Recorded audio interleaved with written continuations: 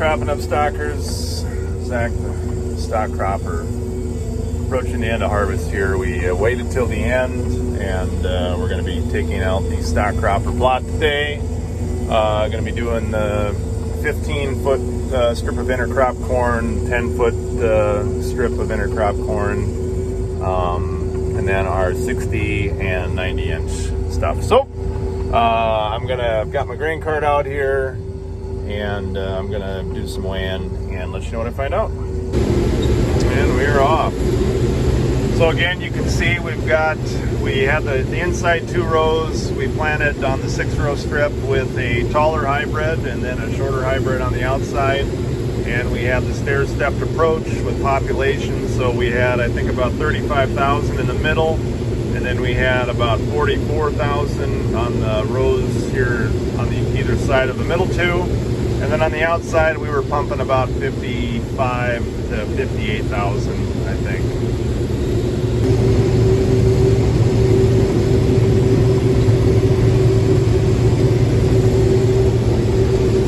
So we still got our soybeans next door. Once we finish this up, we'll probably put the bean head on and get them clipped off and take those units to town or something like that. So we are going to pull up here to the old Big Bad Blue Kinsey 640, and I can slow down. Out comes the auger, and I gotta go tear the scale to measure the weight, and I'll be right back.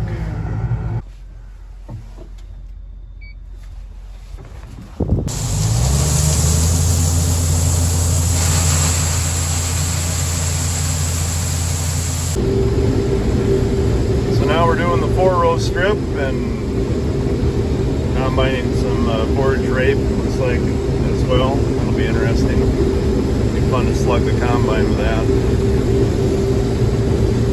So if you're new to this and wondering, well, why did you grow soybeans and corn right next to each other? So really the idea with this system that we're trying to come up with is how do we grow a feed stuff to support the livestock over there and over there, and now the other one you can't see, but how do you produce the feed stuff in the same field that you could potentially then mill and feed back so that you have a really low carbon footprint? So yeah, this is a pain in the butt for me to do, but it's to kind of demonstrate the principle of what we're trying to achieve with this wild and crazy system here. So there's the chickens.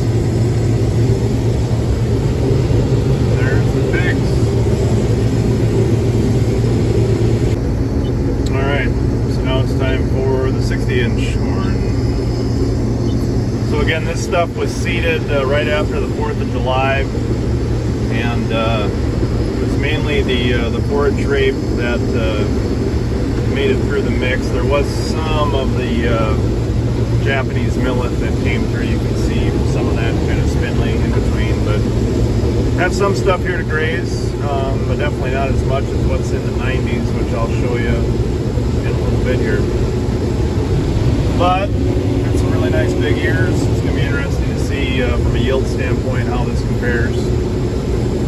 So we get out of where we seeded for the demonstration for the plot day, just the bare dirt, and we don't have too much for weeds here that came through. It's actually pretty clean. A few water hemp, and there's the burdock. So this 60-inch corn was seeded at about 44,000 plants per acre, and it is doing really, really well according to the yield monitor here. It'll be interesting to see how this weighs up. The monitor doesn't read it right when you're only taking in half a combine, but I think this is going to be pretty good.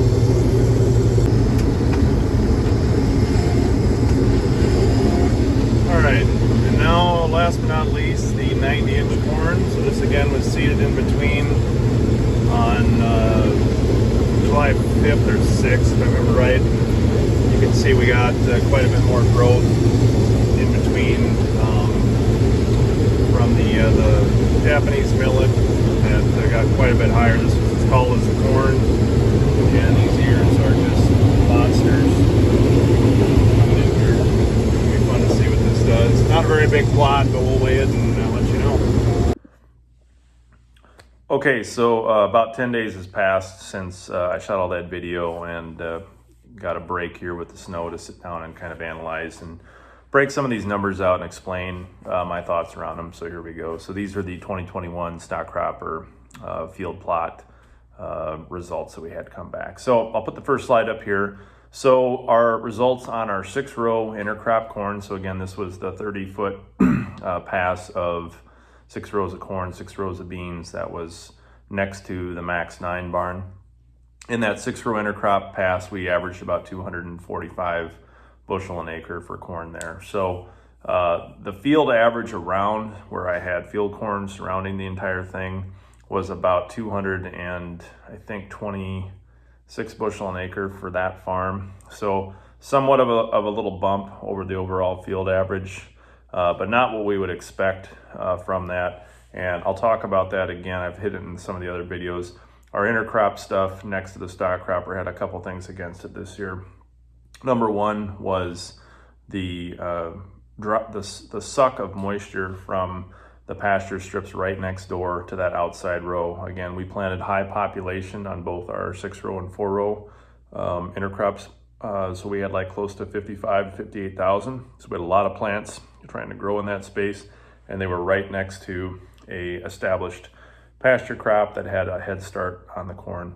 Couple that with the fact that we got a damaging frost that was much harder on the plants next to that pasture strip on the 29th of May. That set it back as well. And then we had more drought stress after that, hot summer winds in July. And we did not have 400 bushel corn in our outside row this year. But it was still better than the average. And in a normal year here in northern Iowa, you know, I think we could probably, what I've seen in the past is anywhere from probably 50 to 75 bushel an acre better on 6-row intercrop corn. Okay, the 4-row intercrop corn was even worse. It was 190. A couple reasons for that. It was that much closer. You know, as far as from a spaced standpoint, I think most of our yield in the 6-row intercrop came from the middle 2 rows actually this year versus the outside. I could see that when I was combining. And the 4 rows were that much closer to the pasture, the moisture suck, the frost damage, and so they were 190 an acre. So one thing I forgot to say on the intercrop corn where the barns ran in between that was very important is, especially on the 4-row intercrop corn, we had much more damage from our goats that were reaching out to nibble on the corn itself and stripping the leaves off the bottom part of the plant and some ears as well. And so that definitely had an impact on things, and it goes to show the value of making sure that you leave those leaves intact. In my opinion, you know, that's where the bonus comes from, is having light penetration all the way down and having all of those solar panels in the plant firing for you to create yield. But that's one other piece I wanted to add in on the intercrop with some of the reasons we had drop off this year. You compare that, and we flip the script to the 60-inch corn and the 90-inch corn in our plots that we had.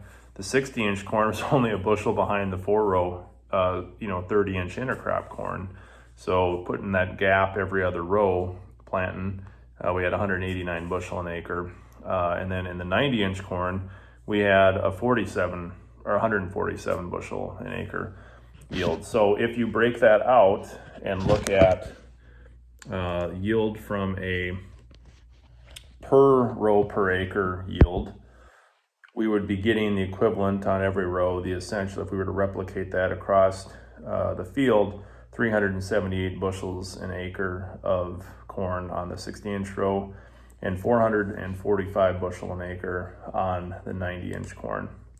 So to break that out a little bit further, just to give us, to illustrate this picture of like the benefit of giving things space and arrangement as far as how you're going to maximize an input. So the 60-inch corn, we got 189 bushel an acre. We planted 22,000 seeds to get that. We got about half a pound of grain per seed that we planted. 90-inch corn, 147 bushel. We used 14,600 some odd seeds, and we got 0.56 pounds of grain per seed out of that. And with the 30-inch corn, 245 bushel an acre, total. We planted 36,000 seeds to achieve that. So 0.38 pounds of grain per seed out of that comparison there. So what does this all mean? Like, all this is going for the stuff that I'm talking about, the folks like Jason Mock are talking about, the folks like Bob Recker, anyone that is in this space that's kind of looking at arrangement. We're trying to crack the code on how can you make the most sense out of arrangement with as far as space and time is getting the most out of it. And it's obvious that if we increase row spacing, that we can get a more efficient use out of the inputs in growing corn by giving stuff more space. Now, the whole key to it is that that's great. If you grow 90-inch corn, you still have this gap, right, in the middle of it. And so what do you do in the 90-inch corn? Because you can see from our data, we had 147 bushel corn in 90-inch and 245 bushel corn in 30-inch. So how are you going to make up 100 bushel an acre of value? So, whatever your marketing plan was this year, you could argue that's $500 to $600 an acre of revenue that you've got to find a way to make up for it. Well, in this system that we're trying to develop, one of the things we're trying to get away from is being a cuckold to the fertilizer industry. And especially this year, when you look at current fertilizer prices of, MAP being close to 900 or 950 a ton, potash 600 to 700 a ton, UAN now is like 650 bucks a ton. If you look at just the replacement value of 245 bushel corn, of what it took to grow that, and compared it to utilizing animal manure in its place, you're going to be talking probably somewhere between $250 to $300, $350, maybe depending on how you do your math, or what your rates are, or what you use for removal factors. But that's a ton of money. And so, and this is something that, fluctuates every year. I mean, it's a commodity. I just read an article on Ag Talk about how China was going to stop producing phosphate to make batteries instead for EV cars. And so this is going to be something that, if you stay in this system that requires the treadmill of fertilizer in order to keep things going, that you're going to be glutton for punishment to, versus trying to find something else that can get you off of that to replace that. But if you just look at the cost of the inputs there, half of that $500 an acre deficit, you could argue, is going toward fertilizer that you would not need if you had something else like livestock in the place that were fertilizing the ground, essentially, or getting the value of that fertility for free, okay? So that's already half of it. And then if you look at the value of what if I was able to raise livestock or graze something in between, and I could do that in an arrangement in a manner where I could essentially replace that nutrient value by hitting things multiple times, multiple passes of animals, riding that sigmoid curve that you see in every one of Jason Mock's chalkboard videos that he puts up and demonstrates. If you can do that, that's when you can thread the needle and ride the snake to significantly increasing the value output of that per unit space and time of what that can generate. And so, on a per acre basis, I think it's very, very feasible, like in the stock cropper type system, if we can get something designed to easily generate, $8,000 to $10,000 an acre of value out of pasture raised livestock. Now, do we have that figured just quite yet? Because you have to balance that with the cost of what the barn is going to be. And I, above anyone else, is very, very acutely aware of how important that is for this formula to work. And that's why I'm going to be working all winter very, very diligently on how to try and get that cost and usability as low as possible on the cost, and as high as possible on the functionality of what we're trying to construct with our cluster cluck barns. But I just wanted to walk through these numbers because I think a lot of people see what we do and they think we're doing this for or that I'm doing this for Twitter likes or whatever. No, we're trying to unlock the code here of how do you make better use of your farm? How do you lessen your need on inputs that are outside of your control. I mean, as a farmer myself, I mean, holy Toledo, like this year, like what a year for inputs and getting, bent over every time you turn around. Like, how can we lessen the need to get bent over when it comes to things that it takes to grow crops? And so I'm very much interested in, efficiency. So if I can plant fewer seeds and get a higher yield just by arranging things differently, and then also incorporating livestock to wean myself off of the need for a majority, if not all, eventually, of our commercial fertilizer needs, that's when this thing gets really, really interesting, and where it actually is a potential paradigm shift. And do we have it right now? No, but these numbers don't lie. And the thing is, some will say, well, you're not going to be able to maintain those prices. Well, you'd be right, is that if everyone switched to this. The reality is not everyone is going to switch to this. Okay, we've got record commodity prices in Iowa right now, and a lot of people have very, very good yields, and you can't even hardly get more than 3 or 4% of people to even plant cover crops. So the idea that there is going to be just this mad rush of people that are going to come to this potential new production system is laughable, unless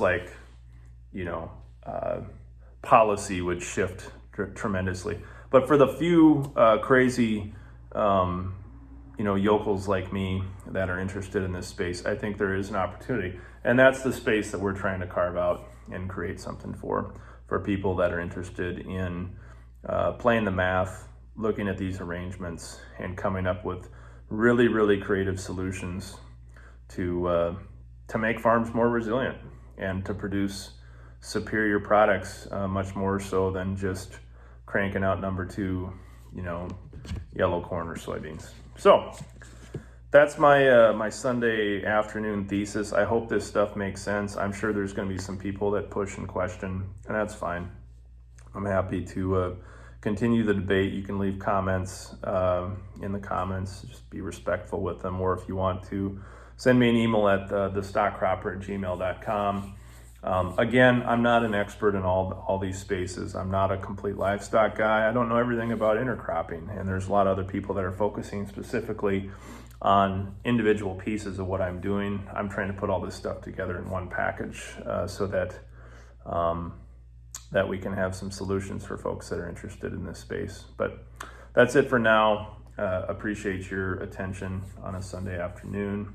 And we're going to keep the content coming. I'm actually going to be heading to Milwaukee this week, or maybe next week before Thanksgiving, to film the Cluster Cluck Nano, doing what it's supposed to be doing with its programmable moves off of the iPhone app that we developed, the Cluster Cluck app, in our partnership with Dawn Equipment, and hoping on the next video to have footage for stuff like that. Last thing I would leave you with is, for those that are watching, and you can contact me by tomorrow, which would be Monday, I have one pig left that is unspoken for right now at the butcher in Conger, Minnesota. That's going to get cut up this Wednesday.